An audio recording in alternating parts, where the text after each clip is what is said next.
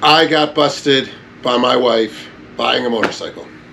Like many guys that do this, my wife hates this hobby. I hate your motorcycles so much. I wish they would die. They're dirty. They don't work. You bring home people's garbage and you put it in our garage. Have this really loud, dirty, smelly motorcycle going around the neighborhood. Kind of embarrassing. You can only go 3 houses at a time at 5 miles an hour.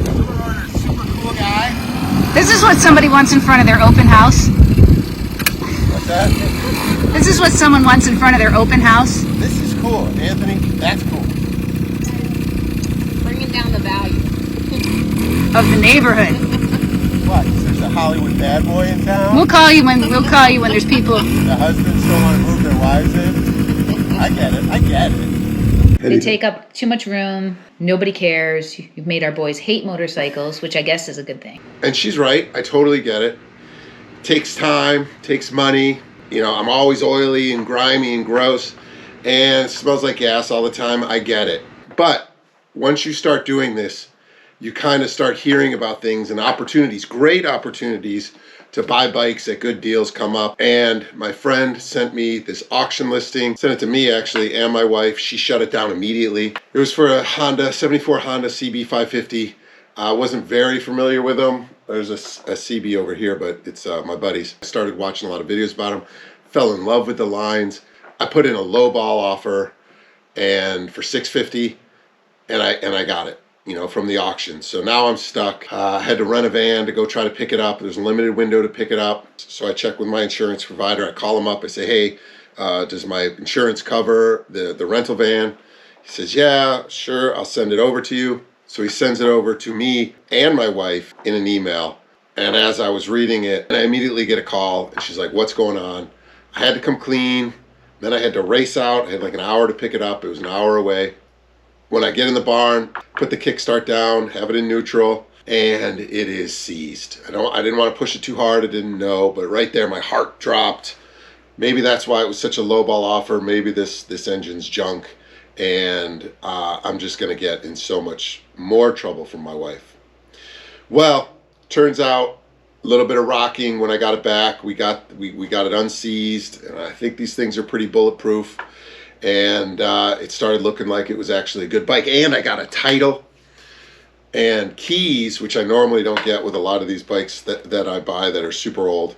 And so, you know, at that point, I'm super stoked. We get it back into the garage. And then I start the video of restoration here. This is going to be a fun project. I guarantee it. Look at that. Those lines, Tim. This fine machine.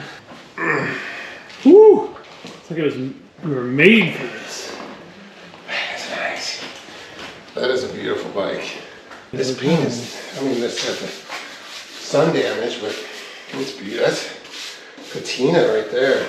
Gas and Spark, just a huge step forward. We're in the budget Broncos garage, but what we have is we braved Hurricane Nicole, got completely wet, and picked up a big boy toy,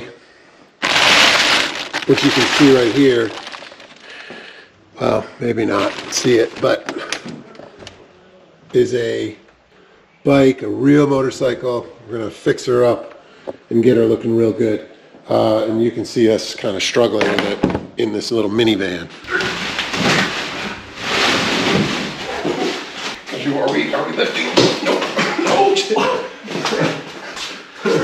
But this was completely soaked. Got it at auction, incredible price. Gonna get rid of a couple of the other Z50s, the smaller ones, keeping the 69. Gonna make that perfect. And we're going to have a little runabout for back and forth to the store. It's like paint thinner. That's the amazing thing. Look at this thing. Chrome looks really good. The chrome looks amazing. Say 18,000? 18702. All right, second day with the auction. CB554, 74 CB.